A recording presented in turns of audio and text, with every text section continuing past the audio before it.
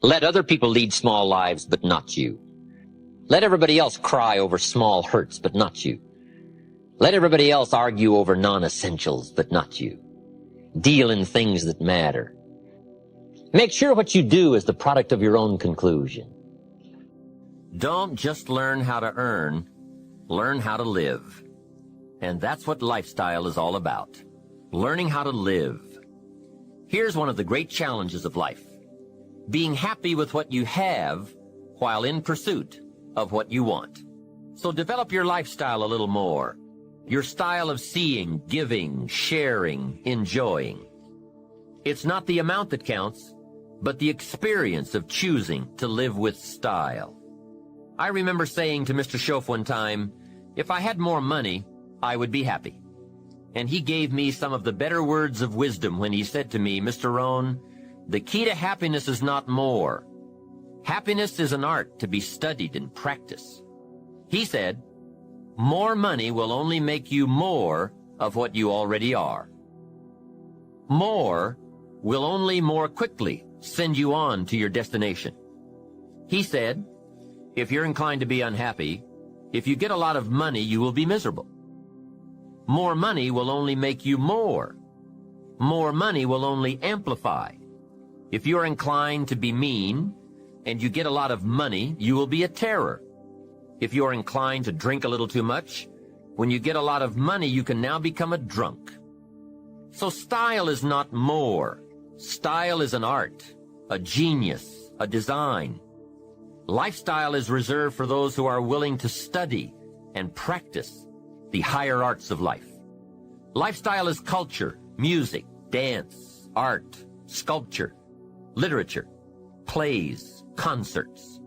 Lifestyle is a taste of the fine, the better, the best. Mortimer Adler, the philosopher, says, if we don't go for the higher tastes, we will settle for the lower ones. So develop an appreciation for the fine. That is a worthy purpose. Developing an appetite for the unique things in life. Study the art and reach for the best. To have the best in the time we have available to us, that is the quest. Remember, it's not the amount, it's the imagination. Be somebody. That's a good challenge. Be somebody. Be somebody wise. Be somebody strong. Strength is attractive. Be somebody kind. Now consider this.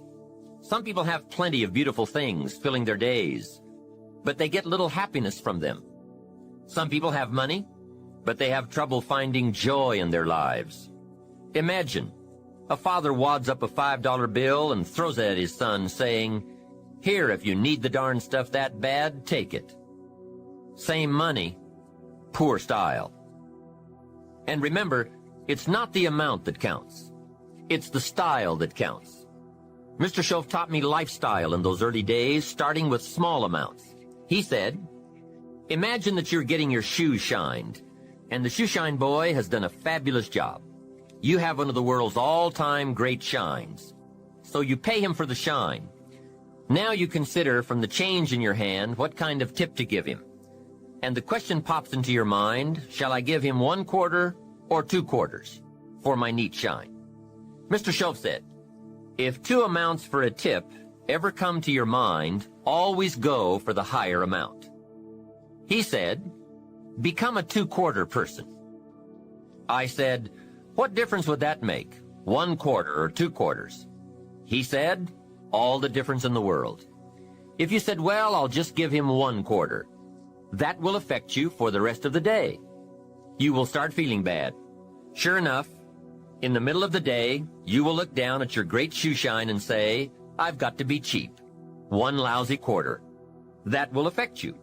However, if you go for 2 quarters, Schoaf said you can't believe the feeling you can buy for another quarter. That's lifestyle. Becoming a 2-quarter person and learning to get joy from the greater person you are becoming. Just 2 modest examples of how easy it is to put style in your life. Make sure you don't miss out. Don't miss anything you can enjoy. Be sure you live your life in style. Now let me give you a unique part of life. The pull is in the opposite direction, and it always is. Here's what success is. Success is learning to move in the opposite direction of the normal negative pull.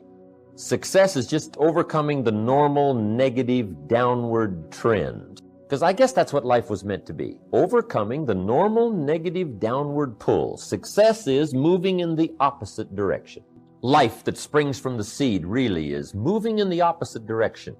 Gravity wants to pull the seed down, but sure enough, the seed being pulled down by the soil takes root, comes to life, right? Comes to life, takes root, starts to grow, and which way does it grow? Up, right? It gets the roots and the nourishment, but it grows up. It pushes its way against gravity. It moves up, and that's what success is. That's what life is, of movement in the opposite direction. Here's something else to think about. Did you ever hear where the expression tip came from? As in tipping the waiter or waitress in a restaurant. Mr. Schoaf taught me that it began as a symbol for the phrase, to ensure promptness. Now, Schoaf said, if a tip is to ensure promptness, when should you give it? Answer, up front. See, I didn't know that. I said, no, you have lunch, and if you get good service, you leave a good tip. If you get lousy service, no tip. And he said to me, no, Mr. Rohn. Sophisticated people don't take a chance on good service. They ensure good service by giving the money up front. I said, wow, what a way to live. I had never thought of that. So the next time you have someone special to take to lunch, call the waitress over, arm around the shoulders and say, here's $5. Would you take good care of me and my friend? Schoaf said you won't believe what happens. They do what's known as hover. They hover around your table. One last major point. Life in style is also life in balance. Make sure you pay attention to all the values and dimensions of your life. One is family. If you have someone you care about, there is no value to match that. One person caring for another is life in the best of style and value. Protect it with a vengeance. If a chair gets in the way, I suggest you destroy the chair. It was wisely said so long ago, but is still true for today. There are many treasures, but the greatest of these is love. Better to live in a tent on the beach and have a love affair than to live in a mansion by yourself. Ask me. I know. Family must be cultivated like an enterprise, like a garden. Time and effort and imagination, creativity and genius must be summoned constantly to keep it flourishing and growing. Next is friendship. A priceless value, friendship. Friends are those incredible people who know all about you and still like you. Friends are those people who are coming in when everyone else is leaving. And, as someone once suggested, be sure to make the kind of friends on your way up who will take you in on your way down. Life is a bit of both up and down, but with true friends, friends who care regardless of your circumstances, the ups are more automatic and the downs less devastating. I do have one very special friend, though. If I was stuck in a Mexican jail and accused unduly, I would call this friend.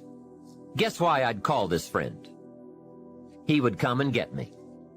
Now that is a friend. Someone who would come and get you. Guess how much you would spend to get me? Right, as much as it would take. Guess how long you would try to get me out? You're right, as long as it would take.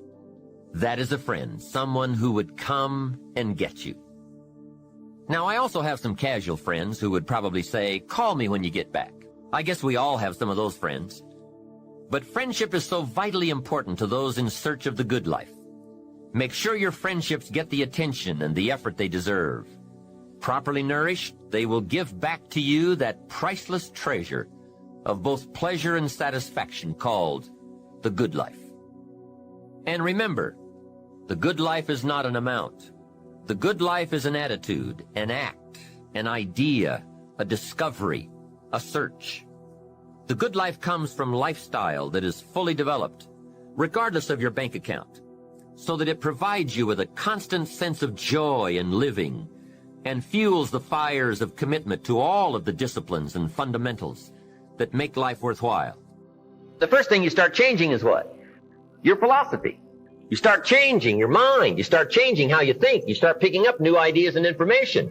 Gather new knowledge. Make better decisions about what's valuable. And I'm telling you, if you'll do that, your whole life will change. Your health will change. Your relationship with your family will change. Your ability to cope with challenges and problems will change. I'm telling you, income, promotions, all of it will change. If you will change, it'll all change. If you won't change, it isn't going to change. You can keep your fingers crossed if you want to and hope they'll straighten it out. You can wish for the wind not to blow quite as severe, but I'm telling you, wishing for the wind to change in your favor, we call naive at best. Don't do this any longer. Wish for a better wind. The key is to wish for the wisdom to set a better sail. Utilize whatever wind that blows to take you wherever you want to go. That is the philosophy I picked up at age 25, and it revolutionized my whole life.